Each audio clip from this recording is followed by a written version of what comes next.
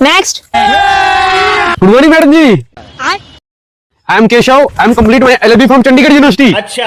LLB कोई काम नहीं है यहाँ से, चलो।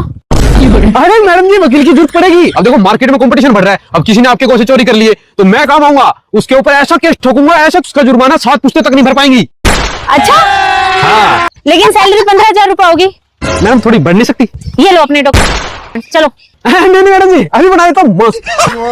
नेक्स्ट। नमस्ते मैडम जी, ये लीजिए। Divorce paper? हाँ मैडम जी, इसके अलावा मेरे पास कोई पेपर नहीं है। अच्छा 15 साल पहले शादी हुआ था, एक ही दिन में तलाक हो गया, जब से गोबरी थाप रहा हूँ, रख लेना मैडम जी। अरे वाह, तुम तो मेरे कोहिनूर के हीरे हो। वाह क्या मुस्कुराहट है। तुम यहाँ काम पर नहीं, मैनेजर हो यहाँ के। 50,000 रुपए सैलरी होगी। 50,000? काम बराबर होना चाहिए। ठीक है मैडम जी, चिंता मत कीजिए, किसी ने काम नहीं किया सालों सस्पेंड कर दूंगा। अमेरिका क्या कहता था? क्या हो तुम? आज हम कहते तू क्या है?